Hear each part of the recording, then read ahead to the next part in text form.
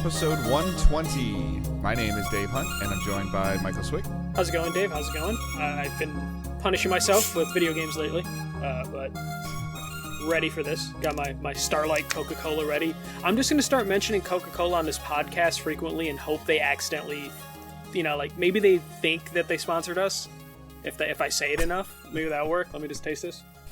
I saw you tweet something out about that. I was like, what is he talking about? Starlight. Tastes like space. There you go. Perfect. Oh my gosh. Yeah. All right. Other than shamelessly plugging Coke, we are Digital Days Gaming. Work. We are a weekly podcast that posts every Thursday at 6 a.m. Eastern Time on podcast services. You can catch us on Twitch Tuesday evenings, anywhere between 5 p.m. and 10 p.m. at night. Yeah. Depending on life and schedules. But it's been pretty consistently a Tuesday.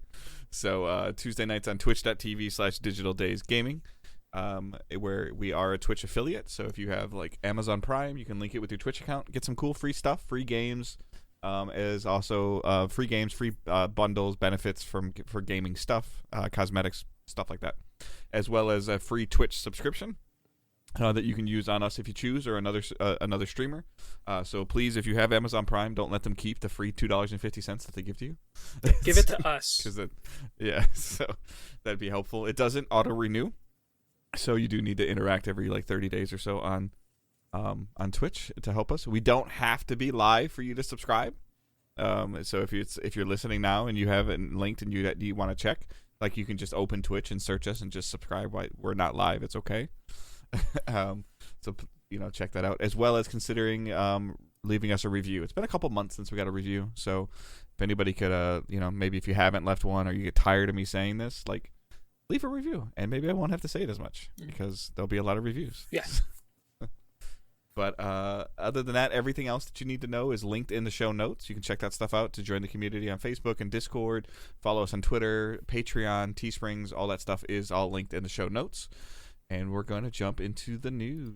Yeah, light news. Though the last one, I kind of just threw a bunch of stuff in there for Dave to see. Dave probably hasn't had a chance to look at our notes yet for the day. But the first one is a story out of Bloomberg that is saying that Call of Duty will possibly be skipping 2023. So according to Bloomberg, Activision Blizzard are not happy with the current state of the 2023 Call of Duty game, which is in development by Treyarch, the developers from Vanguard, and they are heavily considering just skipping 2023 altogether for that. Currently, Modern Warfare 2 from Infinity Ward is in the works and is still on track to be released this year, with a Warzone follow-up, Warzone 2, possibly being the thing that's going to serve as the 2023 game. It should be noted that Microsoft's acquisition of Activision Blizzard will close in 2023, which probably has a lot to do with them feeling comfortable with taking a year off. But Dave, we were talking about this could happen, and looks like it might. I'm cool with this. Neither one of us are big Call of Duty annual players. We dabble in it periodically. If we hear it's good, we'll pick it up. We'll play it for a week and then put it down. To be honest, that's very similar to what Michael and I are. But Assassin's Creed benefited from this tremendously from taking a year off from the annualization. It's a lot of money to walk away from. That's the thing. But to your point, if Microsoft's deal is closed, then they have the financial stability to walk away from it for a year. If it means that they get to focus more on whatever the multiplayer is going to be for MW2, and also making Warzone the best possible experience to massively increase your player count for that anyways. It's always been fascinating to me of how Activision as a studio has been able to balance the continual seasons in Cold War and Modern Warfare, and as well as Warzone, and then the annualization. I get it, it's 3 different studios, but everybody has their hands on this stuff. These 3 studios are still talking to each other and they're speaking to each other, and I'm sure one studio is really good at long range weapons and one is really good at short. They all have their pros and cons, and they're all even though it's 3 independent studios working on it, I'm sure that they're constantly talking to each other. Constantly. Yeah, I mean, Raven's name always ends up on every game because they just end up, doing maps or doing something multiplayer related.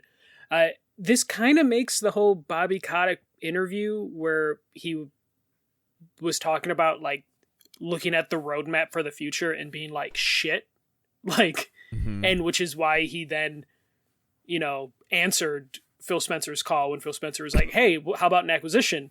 Excuse me. It was because I'm assuming as the head of Activision Blizzard, he saw like, shit, we might have to skip a year. And can a company that has very stupidly put all of their eggs in one basket afford to skip a year? Like, yeah, like games are like the weird. Whether it's the pandemic or not the pandemic, like they're hard and they're expensive. Yeah. And then almost no matter what you do, the vocal minority just destroys you. It's happening right now with Destiny. It's happening with Elden Ring. It's happening with Horizon, like on purpose review bombing, and just not like there's using, like I'll talk about a little bit more later, but like there are plenty of things, like there are numerous things that Witch Queen has done very, very well. Like I'm not going to go into like super details, but like 1, 2, 3, 4, 5, 6 new things that were added that are okay or that are working perfectly as intended. And then there's like 1 or 2 things that the players are just like bashing people's heads over. But it's not about. even a lot of players. It's like a small amount of players that are just like, I'm dedicating Twitter accounts to this. And it's just like, okay. Right. And it's like, it's in terms of like, and if it catches fire, it can destroy a game. Like, going all the way back to the Anthem thing, like, yeah, Anthem had its own problems, but on top of it, it was a huge topic of discussion because of the clout that BioWare had. If they bring out a Call of Duty that's not up to snuff, like, they're done. Like, done. Yeah. No, and that's something that Activision, because a lot of the revenue is focused on one franchise, they can't afford. Like, even if Modern Warfare 2 comes out this year super successful, it'd be Vanguard, which is kind of a failure in their eyes. It was still the number 1 best-selling game of the year, but it was still a failure in their eyes. Modern Warfare 2 does well, but then if they have another failure after that, it's worrisome for them. But also... Well, and then how much of what's in Vanguard... How much of the systems and certain things that are in place in Vanguard are in this game, this next game? No, and that's usually what happens, is you get like weird every other year sequels, basically, where it's like, oh, the studio worked on this. Even like the systems, like how the multiplayer functions, or whatever is like, I can't speak to it, but whatever is diminishing player engagement in Vanguard is probably part of the foundation of this 2023 game. We saw this previously, where like only certain Call of Duty games had like wall running in it, and some of the fans really hated it. So we're at a certain point, one of the studios were like, we don't have wall running, and then the community was like, oh shit, great, there could be those mechanics that people hated in Vanguard that are supposed to be in this one, and it's big enough that Activision is looking to step away from it. Obviously they can only do this because of the Microsoft acquisition. If there was no Microsoft acquisition, it's out next year no matter what. Like, they can't take the risk. How bad, I mean, how much trouble is this game in general, though? Because we've seen them go, this is, again, my opinion, but, okay, like, we don't really have, at the time, we don't have time or want to make a campaign for Blops 4. So we're going to release a game without a campaign. And it did well. Mm-hmm. Like, it did, like, I don't think that the lack of the campaign hurt it. Like, why couldn't they do that again? Like, just say, you know what, just scrap the campaign. Like, forget it. Like, or we'll release it. Like, I'm actually surprised they've never done this, but we'll release it as part of, like, seasonal content where you get, like, 2 hours of story, like, every 90 days. Yeah, we're probably close to them considering that now. Right. So, but, like, with Black Ops 4, like, people were all up in arms about it, but then when the game came out and they found out that the multiplayer was decent, it was up to Call of Duty's snuff, they bought it. Mm-hmm. Yeah, no, they just happen to find themselves in this instance where, like, they can afford to skip a year. Like, who probably can't afford to skip a year are they can afford it, but who are going to get hit the most by this is probably going to be, like, the brick and mortar stores, like the GameStops and stuff, the Targets, the Walmarts that kind of rely on Call of Duty bringing in. First week in November sales will be fine. We got COD. Yeah, no, but like that's when usually in the weekly ad, not that like any of us really look at weekly ads, but there's usually Call of Duty Doritos, Call of Duty Mountain Dew and shit. And, GameStop relies on, once beating last year. And how you beat last year is the anniversary releases. Yeah, Like, and you hope that when you bring the Call of Duty bro in, that they need to buy other things, or they might pick up another game while they're upgrade there. their pro membership at the same time. Their pro membership's probably through the roof in November. It's probably crazy in August and November when Madden and COD come out. Like, Yeah, so it's going to be interesting to see how that affects that aspect of it, because we're talking about $1 billion franchise taking a year off. It also gives a huge opportunity for somebody that's working on a game that maybe was slated for January, February, or March to come out in 2024. Like, they need to get into that November time slot. I guarantee. Like, they gotta get there. I guarantee Andrew Wilson over at EA was telling the DICE people or whoever's in charge of Battlefield, take a year, take as long as Not you. no more. It's like, take as much time as you need, and then they find out Call of Duty skipping a year, and they're like, no, we need a Battlefield. Then, like just at this point in time, DICE, redo BF4. Like, bring it up to next gen standards, and fix some other quality of life stuff that's in that game. But arguably, Battlefield 4 is like, was a launch title on PS4 and Xbox One. Like, I think it's a 10-year window. Like, you put that thing on the next gen consoles and like, make it look crispier and shinier and prettier and run faster and Yeah, Battlefield. The rumors have they've been eyeing like free to play, but now with Call of Duty just missing a year potentially, they probably are just like, well, we can charge $60 for something, like anything really. But I think that it would be a great time for them to remaster BF4, and then, to your point, still take all time off to make 2043 or whatever it's going to be, and to make it figure out what the hell went wrong with 42. Yeah, no, it's going to be a perfect time for one of the companies with a shooter to come out there and be like, okay, here we go. We're releasing something in the gap where Call of Duty should be, and then hope it catches fire. This is when like Ubisoft should probably look at Heartland and be like, okay, if we do one more year, that thing better come out before that. No, but like this is now when you're in that drawing board of like can Division 3 hit November? Where you look at your lineup of games, you're like, okay, maybe our free to play game does come out this year, maybe it comes out next spring, because there's nothing that's going to kill it in November. Or you look at Division 3 or something, or we launch it in spring and make sure it's fully functional, running the way we want it to, like in November. That new IP that Bungie's been working on forever. That sounds like a perfect time to release that next year when there's no Call of Duty game. And then, just take that market share that's available. So there's going to be a lot of companies that are hopefully going to take advantage of this, and then they'll put pressure on Microsoft at that point to make sure the next Call of Duty hits. So exciting, kind of scary at the same time to see how this is going to affect like the entire industry. Yeah, so that's cool. Yeah. We got an acquisition, since we love to talk about that. It's our favorite thing. Nintendo acquires SRD Company Limited, I believe is how you say that. So Nintendo has acquired a company that's worked exclusively with them for about 40 years. So this is a studio that has touched like every franchise over the last 40 years, but were never officially a part of Nintendo.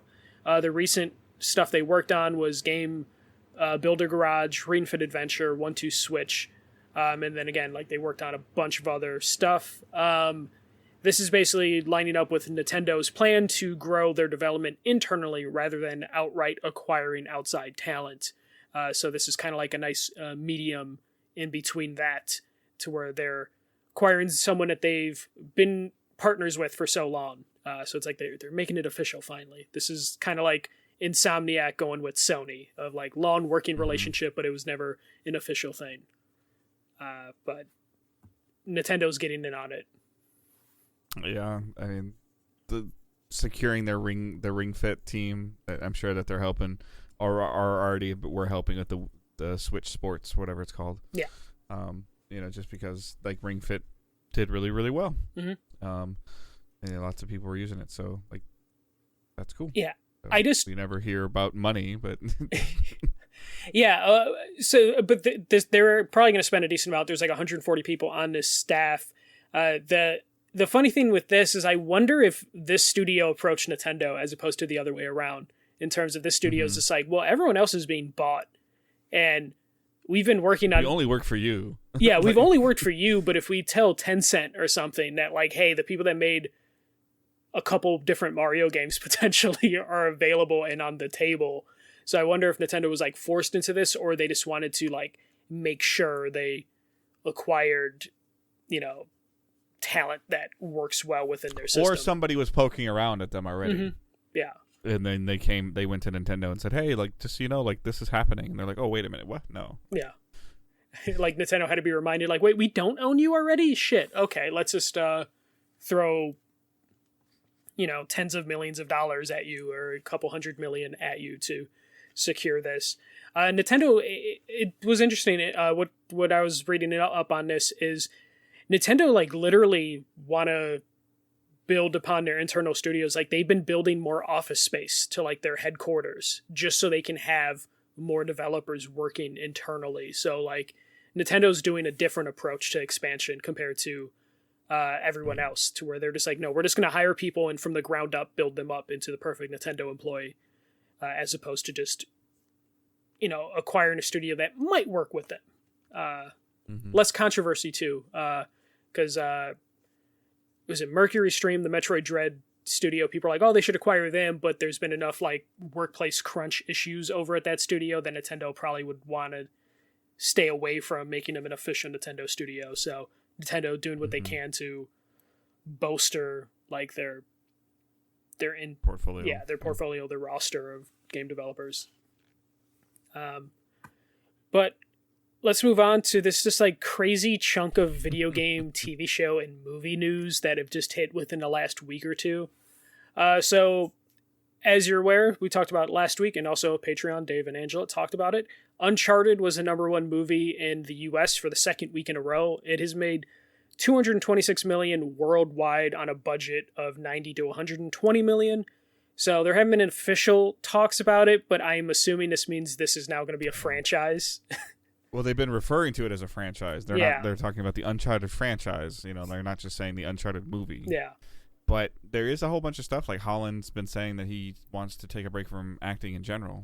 Yeah, so we'll see how that happens. But my wife mentioned it on the Patreon episode, but she's like, he probably signed a multi-movie-year deal with this, even if it doesn't turn into it. Like they've got him in some, not necessarily got him, like, but his contract probably has 2 or 3 potential movies in it. Yeah, for Nathan Drake or for Uncharted. Yeah, it probably has like specific like financial milestones it needed to hit in order to unlock a sequel for him, and it doubling its budget already within 2 weeks probably means it's. And it also means that he just gets paid, and then he gets paid more for doing it again. So like, we all know that money talks. So. Yeah, and also like he wants to start like a family, but his significant other Zendaya is also like in prime of her career and stuff, so it's like they probably couldn't afford to push anything back a couple years, especially with this.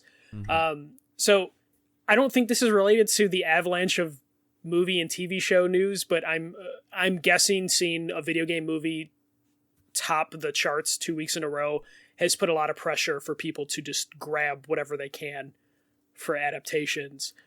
So the Twisted Metal series we've been talking about for a while, Peacock has officially picked it up. It's interesting, though, when they announced it, they basically pitched the show as an action comedy starring Anthony Mackie.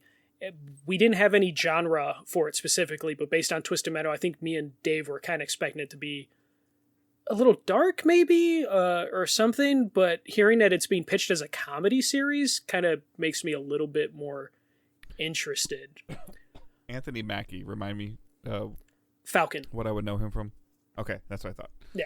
And then, Will Arnett, and then the Cobra Kai writer, which leads me to believe, like, the Cobra Kai writer is kind of like a soap opera writer, almost like a heist. Like, Cobra Kai has a lot of teen dramas. So, yeah, but it's not what else he's written, but it's not a super serious show, but it has elements of drama, or it's not a comedic show, but it has like a sense of humor. Correct. It has moments where you will laugh, but it's not something that you like. And I haven't watched the 3rd season yet, but it's not something that you will continuously laugh about. But it has the loop of like teasing you for the next episode, and then like small story points, as well as there's so many things going on in it of tying back to the original Karate Kid. But for the most part, I mean, the writing aspect, the Karate Kid tieback is, in my opinion, easy. Like they just reference the movie that already happened and that people know about. But the character development of hell, a Friday Night Lights style show, which is what it is. Yeah. So, is super interesting.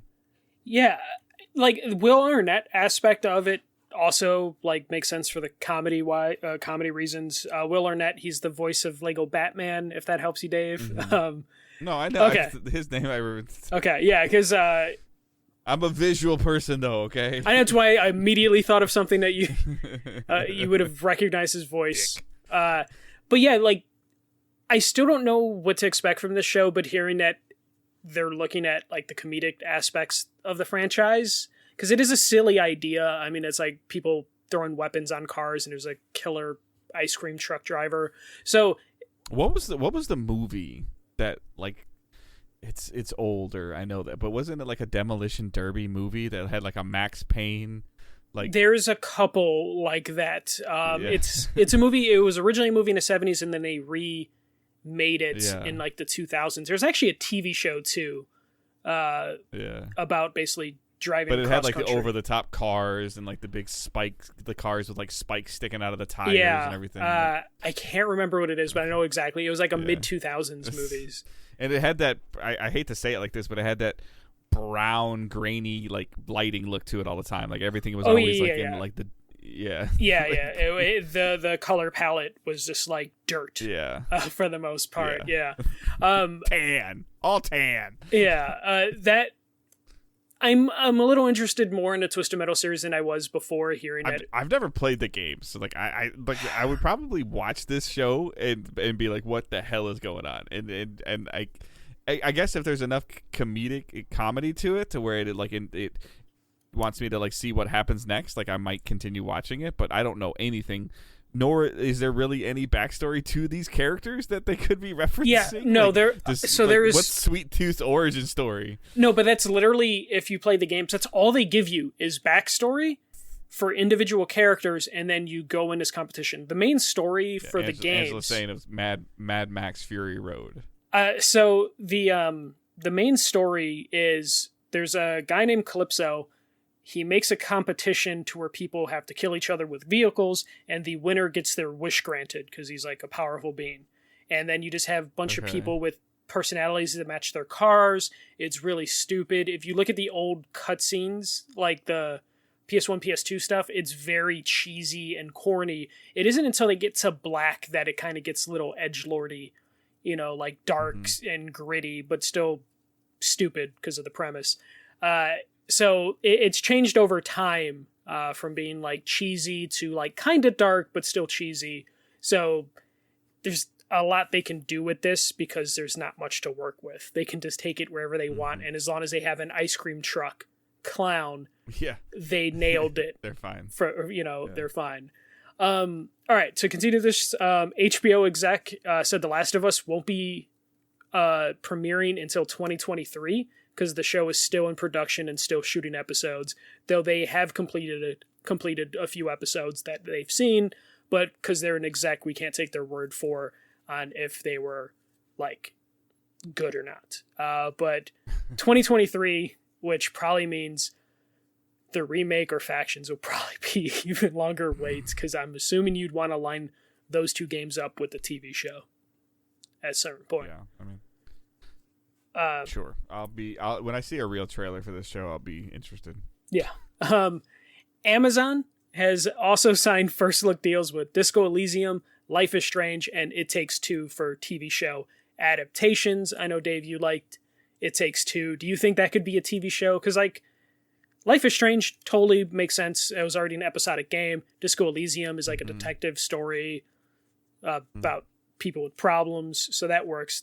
It Takes Two. Do you think that would be a TV show that would be worth watching? I don't know. Can you picture it? Like that's what I'm. It's got a pretty like kind of hard hitting, especially if you're married or you've been divorced and you play this game, it can hit hard. Would you want to sit through a 10 episode run?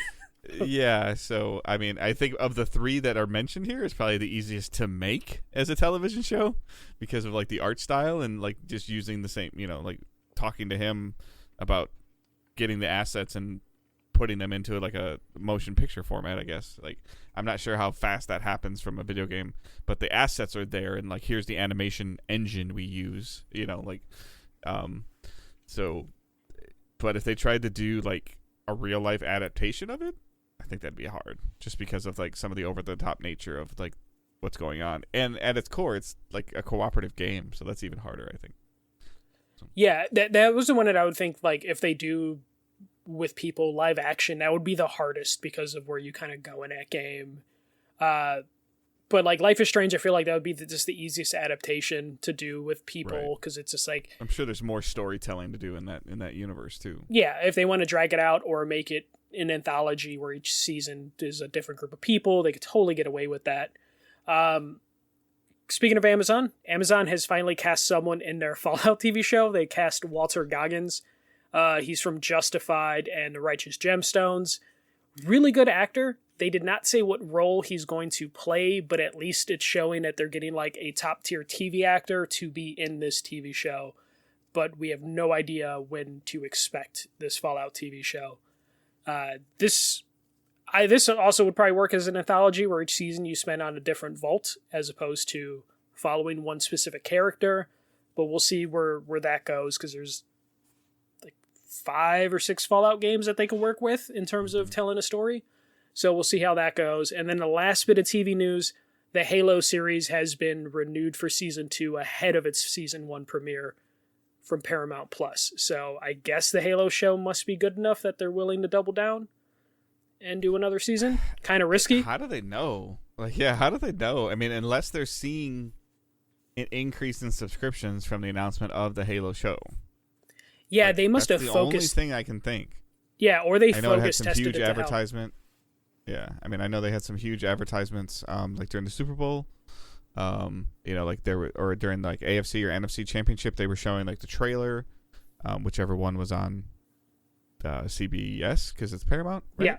Yeah, correct. Yeah, so whichever one was on CBS, like they're so if they're seeing return on investment already because of that, or I guess to your point, if like whatever focus group they're using says, hey, this is what we think it's going to do, and they're usually within 80% of the time frame they're correct, then I don't know. Like, seems super risky. Yeah. Usually Netflix doesn't renew until like a day or two after it premiered, and they look at like the raw numbers and are like, oh, engagement's up this much. But for the Halo series to go with the season 2 already seems kind of risky. But there's also like, if you just look at the list of news that I put up there, there's obviously a war for just gobbling up IPs to have content on your streaming service. It's just the next thing to focus on right now. Like, for whatever reason, they can't like we've talked about for years. Like, video game companies have a hard time coming up with new, creative, interesting IPs that people will purchase and not put them out of business.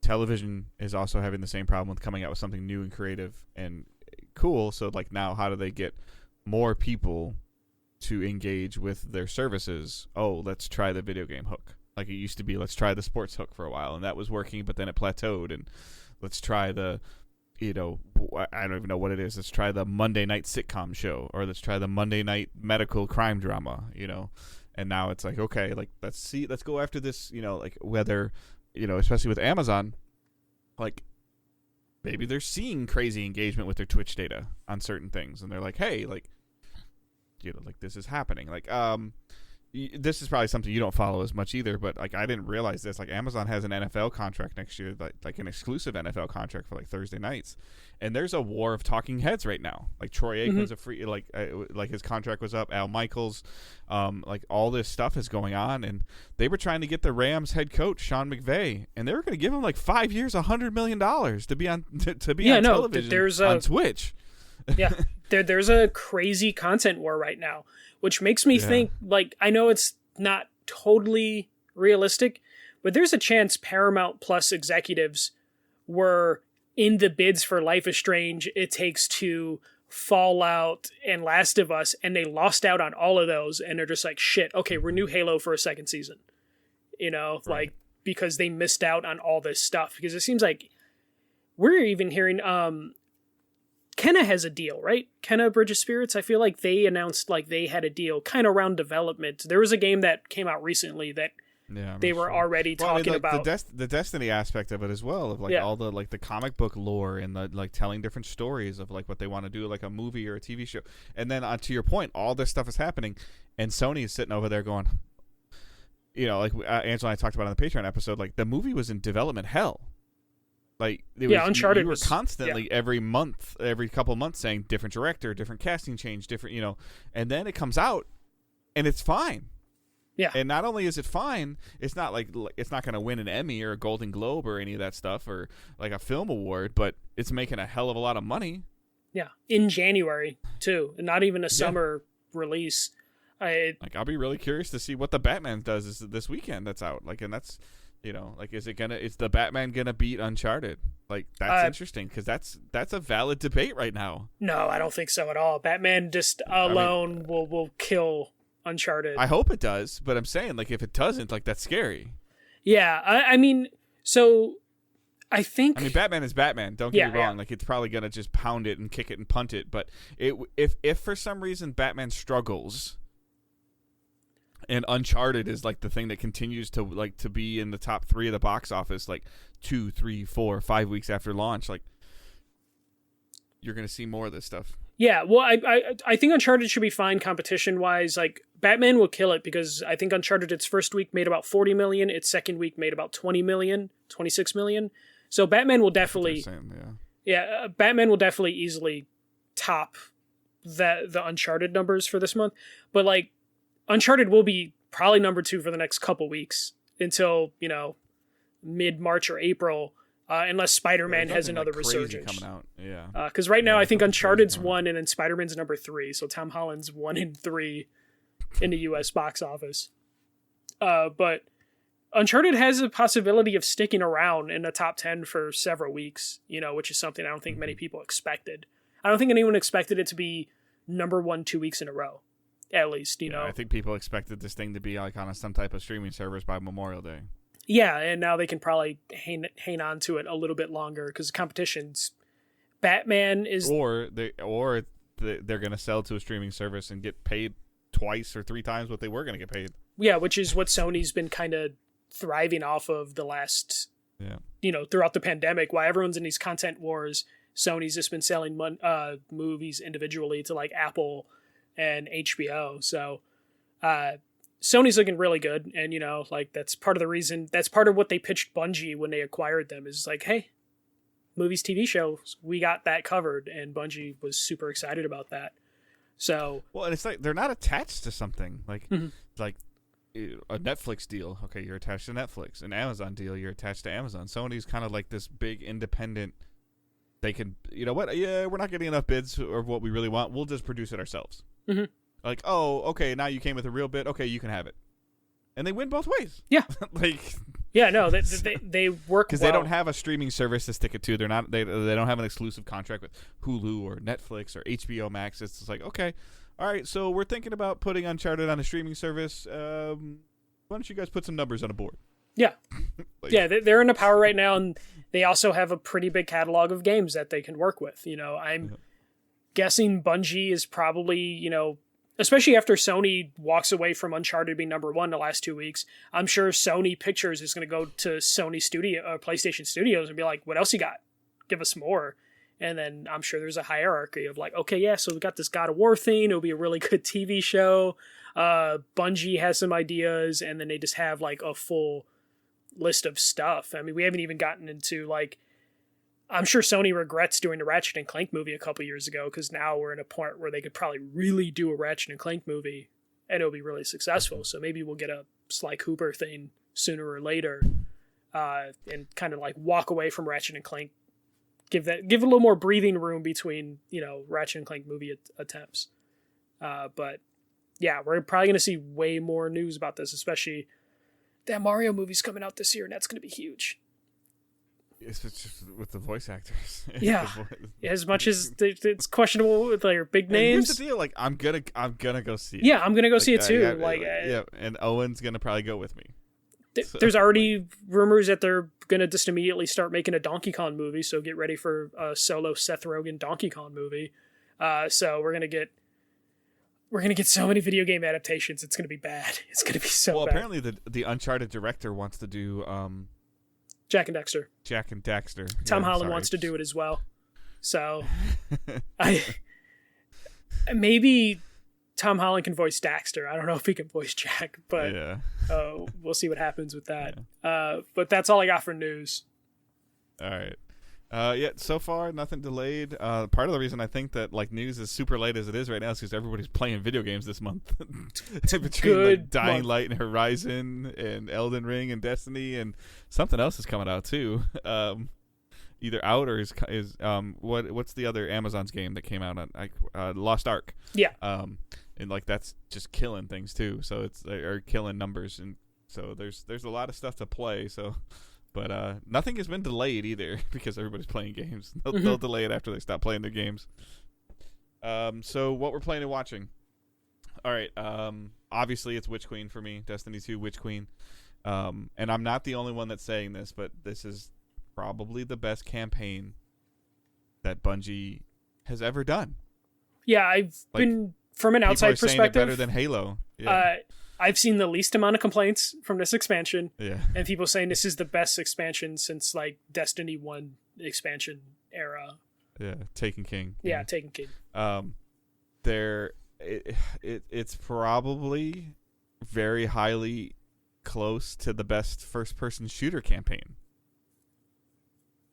Like in terms of like the way it was handled with the legendary option, as well as just the normal option. The like to something that Michael's been harping on for a long time is like the intricate part of Destiny's story has always been not in the game, and it's in the game now. Like there's lots of dialogue, there's lots of conversations that are happening. The Guardian, your player, is talking more than he ever has talked before. There was just this thing going on, and like if you're not like super into into Destiny's story and lore, you might not understand everything, but the foundation is there. And Savathun, who's the main enemy in this game that you're going after, she's been hinted at since the Taken King. She's Oryx's sister, and so there's just a lot of stuff like the Throne World. I haven't streamed it, partially because I didn't really want to spoil anything for anybody that was watching, because it actually was stuff to spoil, which has not been typical with Destiny, by the way. But like the Throne World, like the new destination you got looks amazing. All the weapons that they've added, the activities that you can do, and then on top of it, they've kind of eliminated the power grind, like the level up grind. It kind of just it happens very organically.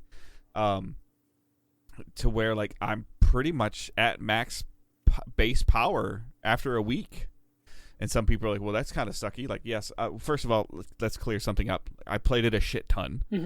So and but I only played one character. I know I mentioned last week about playing like multiple characters. Like, I don't know if I'm going to do that, partially because I used to use the other characters to help boost my main character, and now that I'm kind of at base max power. Like, I'm content. Like, I might go back and use my other characters if somebody, like hasn't played it yet. Like, I know like Kyle, he picked it back up, but he's been playing Horizon. So if he wants to play it, I can probably play the campaign with him, and run another character through. But I don't need those other two characters anymore. So that, like, at this point in time, like this morning I played briefly and I got the last drop I needed before like the reset before I went to work. To put me at this level to where like I can, like, that part is that stress or that thought is over, and I can do what I want in the game when I want, or I can do it just because it's fun and not like, oh, I gotta go do 3 things of this because I need this drop. I don't need that drop anymore, and the raid's not even out yet. Like, when is that coming? The 5th. Okay. Yeah, so this Saturday.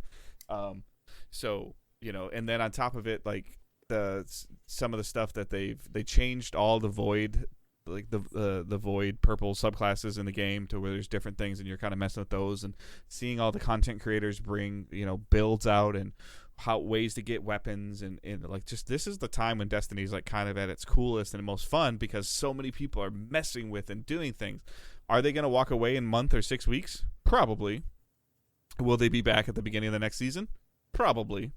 But it held, like, I saw Steam's numbers for last week, and it was like the top 6 numbers were Elden Ring and Witch Queen.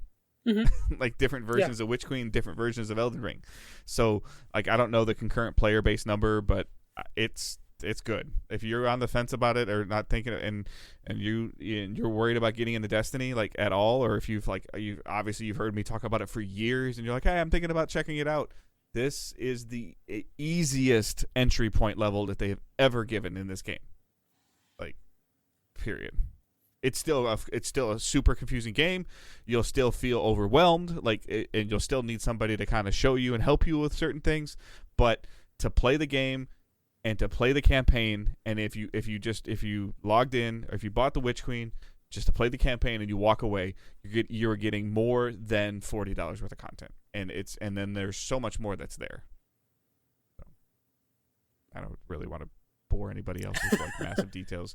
The negatives that people are harping on right now is the crafting system is like making your own weapons is kind of a pain in the ass, which I wasn't really relying on it too much, like in terms of like I felt like that was something that they were doing. They were hopefully, like, I think the initial goal was to eliminate like weapon bloat, like having like keeping 6 of the same weapon because it was different roles, and we all thought like, oh, I can craft one weapon and then I can unlock all the perks that I want on it or that they make available on it, and I can switch on those perks on demand. No, that's not the case. But I also feel like this is kind of in the beta. There's like only like 25 weapons that you can craft. Like, they nailed the throne world, they nailed the story. I have full confidence that the raid is going to be great. And the seasonal content they're layering in there as well is good so far. I haven't really had a chance to mess with it as much as or at all because I've been doing some of the other stuff. But this crafting thing is kind of like in its infancy. Do you think that's the future of Destiny? Is crafting weapons? Yes, I think, but you still have to get like, so it's really weird. Okay, so you have to get the weapons, like, okay, I don't even know what the name of it is, but let's say you want to craft a void submachine gun. Okay, so you have to get the submachine gun to drop anywhere from 2 to 5 times with a special red border around it, which is called like deep sight reconnaissance. Then you have to use that gun to level it up enough to like get enough kills or complete activities with it to where you unlock the deep sight mechanic, and then you extract materials from that.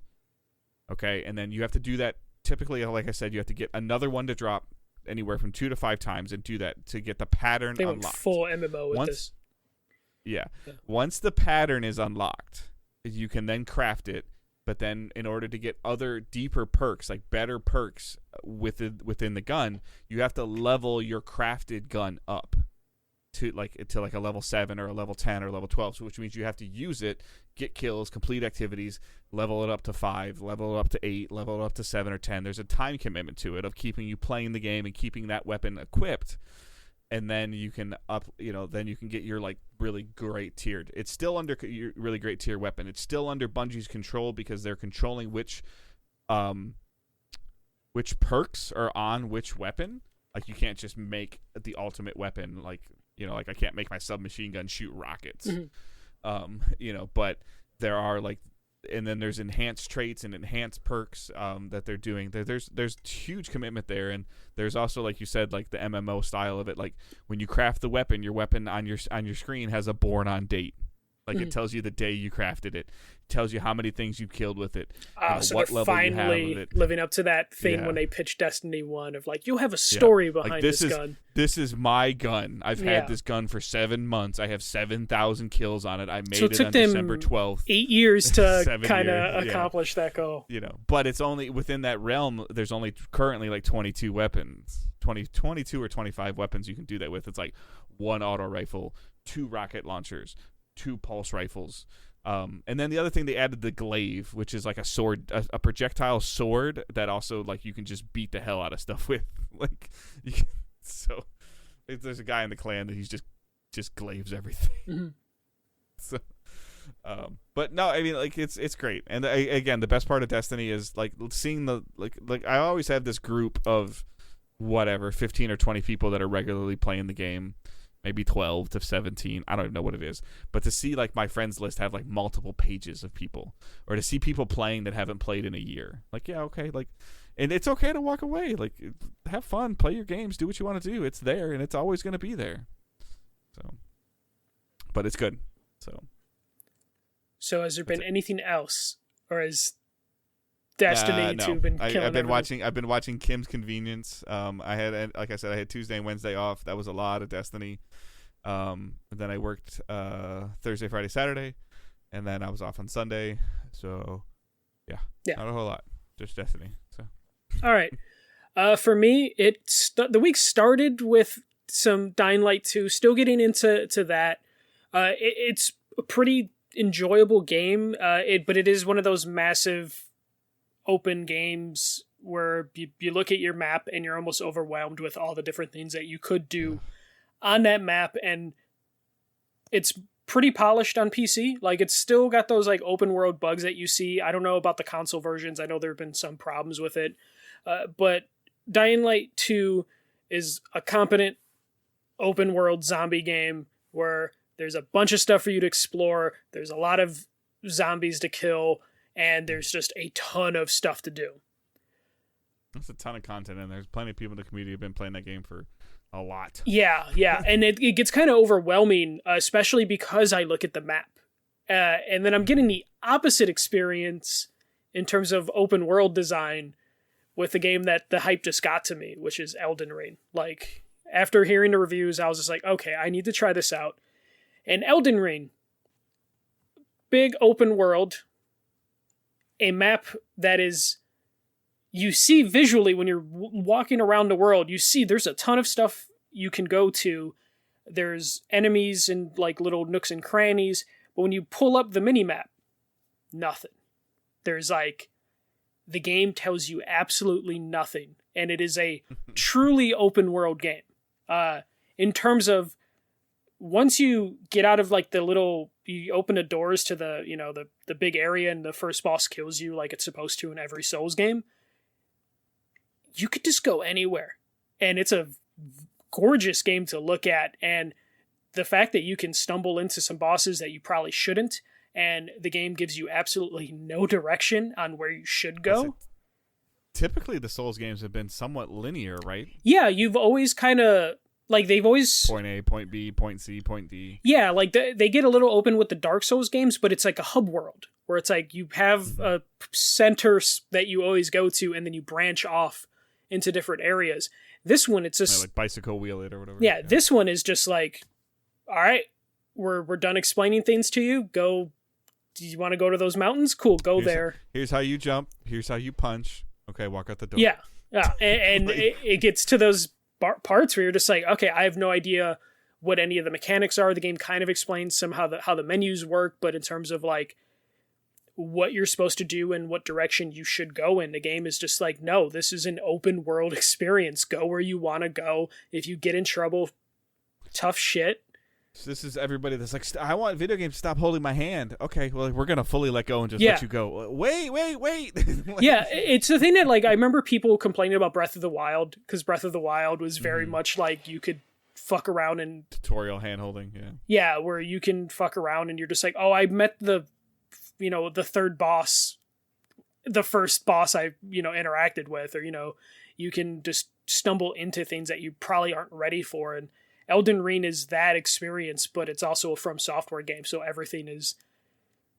I don't want to use the word difficult, because a lot of times it's not difficult, it's just a matter of just accepting that you will die sometimes, just to learn how a enemy works, Yeah, to understand a pattern or understand an attack, you can't understand it till you see it. Yeah, and seeing it could kill you.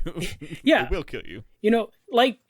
For my experience with Dying Light 2, it's for the most part, it's just like, okay, they're zombies, I just push away, do what I can, or I just run away. But like Elden Ring, it's just like, you'll see stuff and like, you don't want to approach things every time. Sometimes you'll just see a boss or an enemy that looks gigantic and you're just like, you know what? I'm gonna walk around them.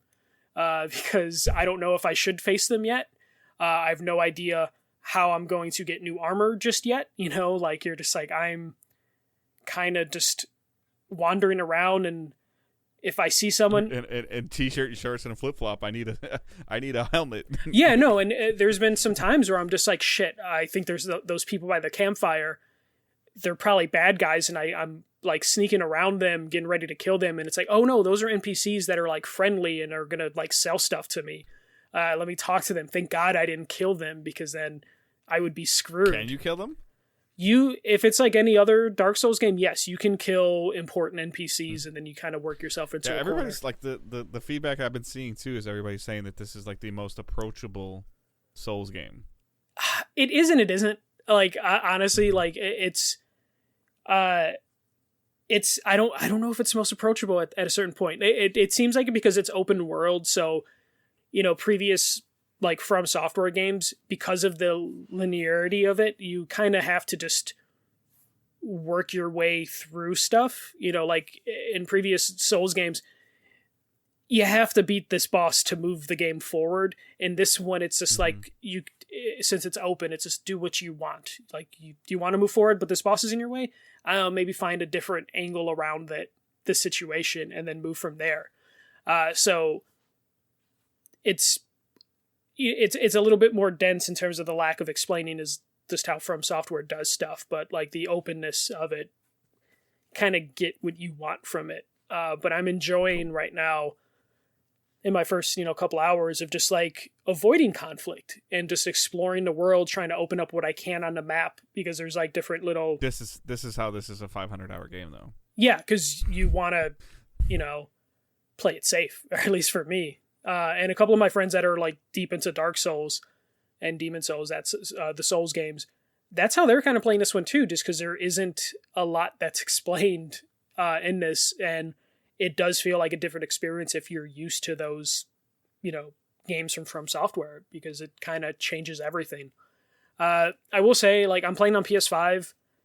Frame rate is okay. It is choppy when you're in like big open fields and you spin the camera real fast. It gets kind of like nauseating. But when you're in like actual close combat, you aim the camera down sorta to where you're just focusing on the ground and your opponent. Frame rate's smooth, super good. It's when you pull the camera back a little bit and spin it around that it's just a little rough. There is a performance mode.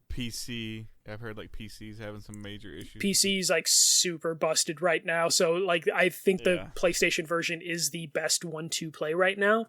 I just hope they can tighten up the frame rate, because the game is gorgeous. Like I love like the character designs. The world is super interesting when you first go into it, and you just see a big golden tree way in the background, and then there's just like a bunch of stuff just like drawing your attention. So from a visual standpoint, it's really interesting, especially coming from the studio. So I'm really enjoying it. I feel bad because like Dying Light 2 is a good game, but Dying Light 2 was buried by Horizon, and now Elden Ring is burying it as well. I also feel bad kind of for Horizon 2, because it's kind of ending up in the same spot it did with the first one. It's just not being talked about right now. Yeah, because Zelda came out a couple weeks. I still see people talking about Dying Light. I still see people talking about Elden Ring. Obviously, I see a ton of people talking about Witch Queen, but I'm not seeing as much chatter about Horizon. You see the thing here or there of like somebody's like, I've completed the game, and but even I've got a handful of Destiny players that started Horizon and they've paused it for now, and they're focused on Destiny for a little while, and then they'll pick it back up. I'm glad, based on some of the feedback that I've heard from people, that I didn't start Horizon Forbidden West, because it seems like it's massive. It sounds like it's beautiful. It sounds like it's massive. It sounds like the story is fantastic, and the game deserves tons of praise. But something, I'm sure it's. I mean, I don't know how well it's sold, because usually by now Sony says something.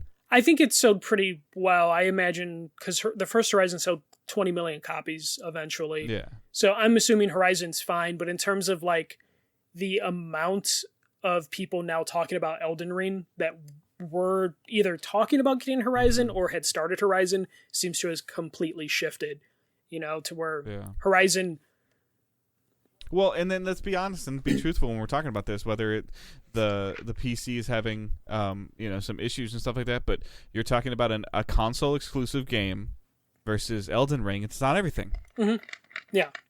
I mean, PC, Xbox, PlayStation, like in terms of like what I mean for everything. So there's going to be a lot more chatter around it because there's a huge player base. And between, like, I don't think we'll ever do it, but I would love to see Elden Ring's numbers, like, because I think we will. They're probably phenomenal. Yeah. Yeah.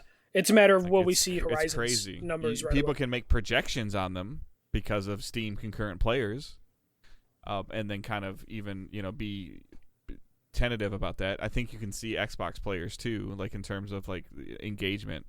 PlayStation doesn't really have a tracking thing. Yeah, but though I did see some percentages that like the Elden Ring might have like 70% of the player base on PlayStation, just because it's always been associated with PlayStation as a brand. It's crazy because and just like you with Witch Queen, my friend list when Elden Ring came out, it was like 90% Elden Ring, 5% Horizon, and then like 5% Witch Queen, to where those are the only games people on my friend list were playing. And I haven't seen that since like God of War came out, where like a majority. We got a 7-day window where Horizon, Witch Queen, and Elden Ring came out. Yeah, like, within that Friday to Friday, you got Horizon, Witch Queen, Elden Ring. Like, yeah. Randy, who's somebody I play with, he's got tons of hours into Dying Light. He started Horizon. He hit some kind of progression bug glitch that he lost like 6 hours, but it bothered him, but it didn't bother him because he was enjoying it so much. He's been messing with Destiny a little bit. Elden Ring showed up. He's like, oh, I forgot that came out. He actually like returned to Elden Ring because he's like, I can't do it. I'll buy it when it's on sale. Like, I can't do it. With the funny thing is, like, we're talking about these games, and I don't think any of them are going to suffer sales wise. They're only going to suffer word of mouth. Like in terms of what is Twitter and Facebook talking about? Because Horizon, great game. Elden Ring, great game. Witch Queen, great. And then Dying Light is like okay to good. But like, I don't think any of them are going to suffer sales wise because they do fit different needs. The only thing they're going to suffer is who's trending. And Elden Ring right now is going to win that because it's the last one out. So right. Well, and then also people were kind of at the point where they felt okay with walking away from Witch Queen for a little bit after playing it for 3 or 4 days to play Elden Ring. But they wanted to get that part done with the live service when all their friends are there. Yeah. And then, then they can kind of circle back and do some stuff. And then Horizon, Elden Ring has co-op? ? It has multiplayer, so it is it's a Souls game to where you join the game and you're either online or offline. If you're online, people can hop into your world and you can hop into other people's world. Yeah. So it has that aspect. Though I will say, if you do play online and you have no intention of messing with other people's games or having people drop into your games, you might as well play it offline, because if the server ever has a hiccup, it will kick you to the main menu and then you have to switch to offline mode, which did happen to me twice this weekend. And as someone who plays solo, I should have just went offline from the start so I didn't have to deal with the annoyance. Luckily, it saves your spot, and it wasn't that big a deal, but it was a little annoying. Right, but I just feel like Horizon is in its own independent floating bubble right now because it's its own game. Like, it doesn't single player. You don't need to have somebody play it with you. Yeah, like it's always going to be there. So yeah. That is really it for me. It was just that and Elden Ring. Nothing else. All right. So we'll hit up some quick questions. You can send us questions using hashtag AskDigitalDays. You can post them on the Facebook group, Twitter, in Discord. There's a separate Ask Digital Days channel in our Discord. You can check that stuff out and post in there. So Raider81, RaiderBid81, what is something you wished Xbox or PlayStation would improve or change? Mine would be better family management on PlayStation for sharing games and purchases. I wish it was something that compared to sharing purchases using Apple Family Management. I wish that Xbox or PlayStation would improve their controllers, the battery on the controllers. I don't have too much of a problem with the controllers.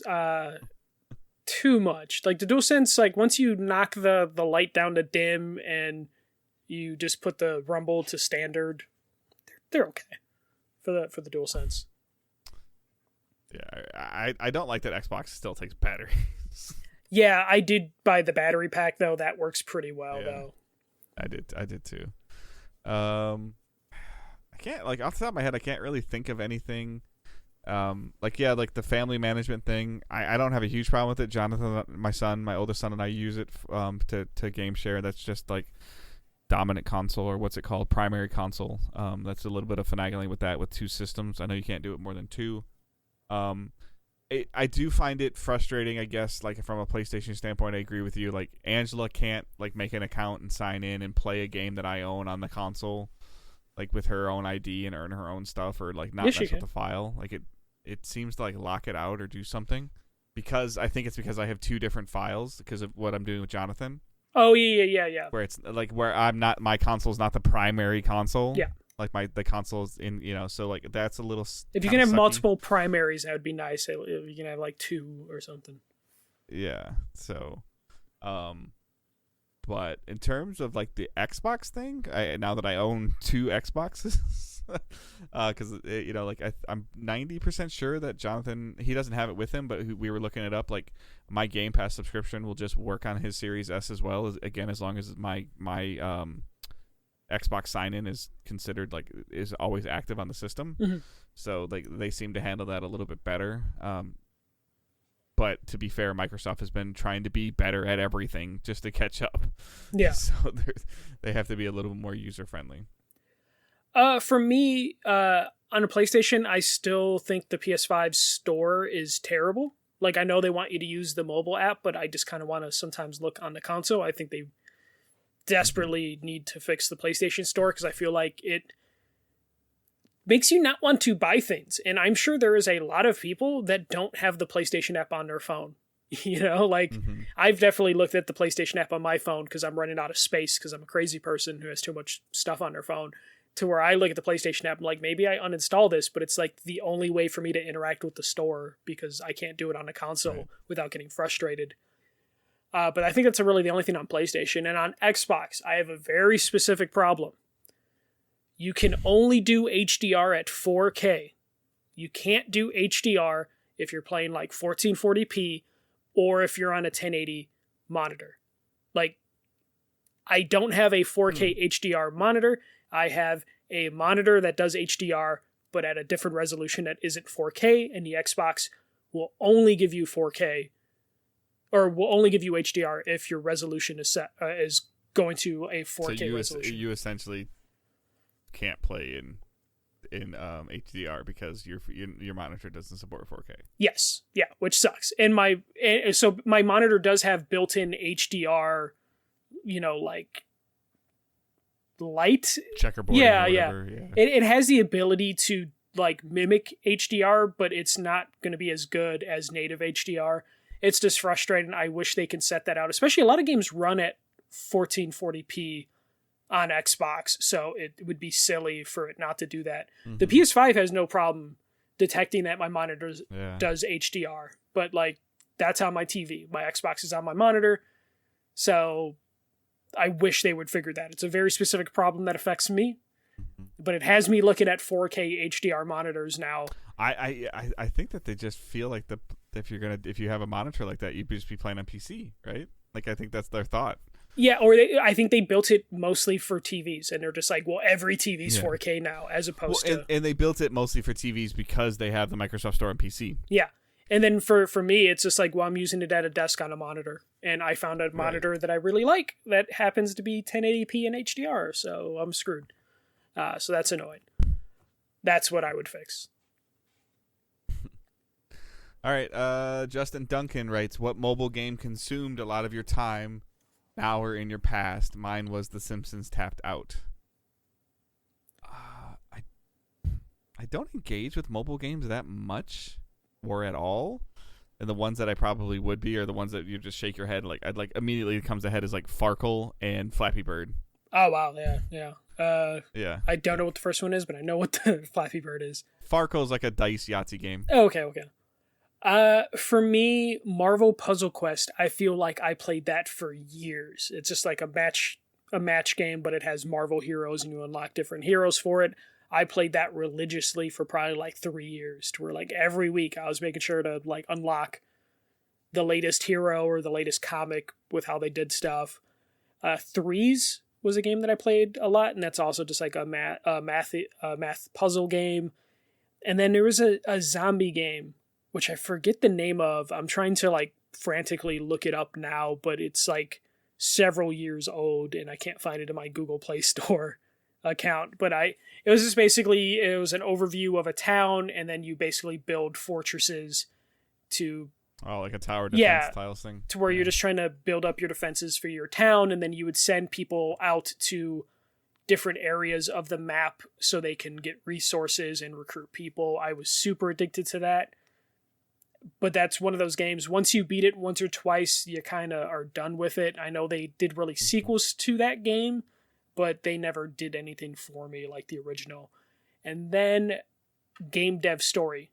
I really like that. That's basically you just were developing games and consoles in a like top-down like view. It was just a management game basically, and I was really into that for a while because I like management games. But nothing recently has caught my attention on mobile phones. Yeah. All right, last question of the night from Matt Lowe. You awake in the world of Elden Ring. Near death lurks every corner. You can summon in any computer character to help you. Who do you choose? Kratos is banned. I immediately thought of Kratos before I finished reading this question when I read it.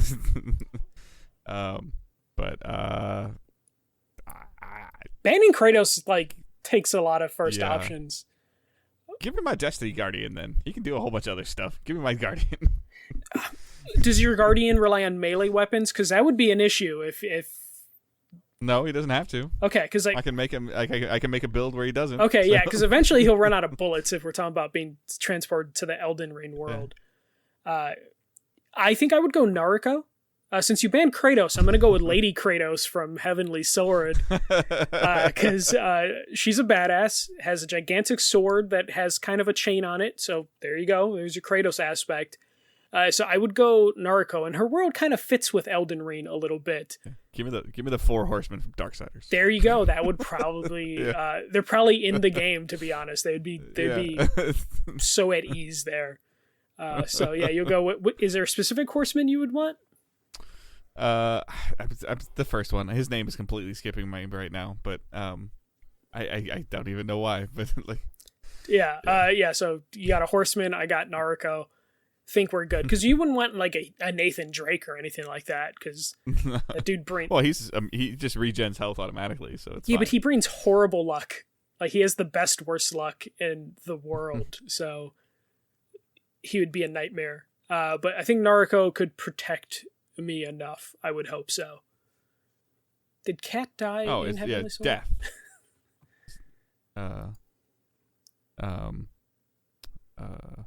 The horseman's name is Death. Was it just Death? Yeah. I like you're like looking it up, like just trying to figure out. Like I should know this. There's only 3. War. No, it was War. Okay. Yeah. War would totally fuck with the Elden Ring world. He'd be into it. I was like, Death. Like. All right, so that is our show for the week. Quick spotlight: Patreon's bonus episode for February released, and Michael's not on it. Yeah. So it's Angela. Angela and I spent about 30 minutes talking about the Uncharted movie. So if you've listened to that, please give us some feedback, especially for Ange. She was also really nervous about podcasting, which is funny. Because I have a couple extra mics, so she was upstairs on a MacBook with a USB mic, and I was downstairs where I am now, like we were recording, because I didn't want to like swing the mic back and forth. Like that sounds like it'd be a pain. I don't have the ability to set up 2 separate mics here without one picking the other one up. So she was like kind of like leaning on the couch. And I was like, "Do you want me to hook up a swing arm for you?" She's like, "No." So that was her first time doing that. That actually worked pretty well. So her and I might try some other stuff eventually maybe when she gets a little more comfortable with a microphone in front of her face. She does like to talk, but not with a microphone in front of her face. It's a thing you have to build up to and get used to. Yeah. So, but please check that out. Please send some feedback on that. Let us know what you think. so that you can help us out with that, as well as any other suggestions you have for content. Maybe next month I'll take it off, and Michael and Sarah can record or something. Maybe Deep dive into like Final Fantasy or something. So, but or let us know, like, if it's something maybe you guys want to hear them on one of the weekly shows. We are trying to be like a community based thing. I'm sure we might be able to work something out. Especially, I think a lot of people might be interested in Sarah's perspective on Final Fantasy. Mm-hmm. So that would be kind of cool. So that's the spotlight. If you're not subscribed to the Patreon, consider doing it so you can hear my wife. I'm gonna sell her out. That's fine if you want. And then the socials, you can follow us at Digital Days Pod on Twitter. You can follow Michael at the first MJC. You can follow myself at Good Dave Hunt. The Facebook group, Patreon, PayPal, Teesprings, all that stuff is linked in the show notes. Please consider checking them out, subscribing, supporting however you can. Sharing and reviewing the show is the first. Listening and downloading the show is the number one way first to help support us. The freest, easiest way. And then the part that's has a little bit of effort that's free is just sharing it, telling somebody about it, getting some more ears or eyes on the show is always great. And then thinking about leaving a review so that when the random person does find our show and they see there's 120 episodes and there's a handful of reviews, like, hey, these guys might be worth some time. Mm-hmm. That's all based on the community and based on help. So other than that, I think that is it. I hope everyone has a great week. Keep moving forward. Don't be a dick. See ya.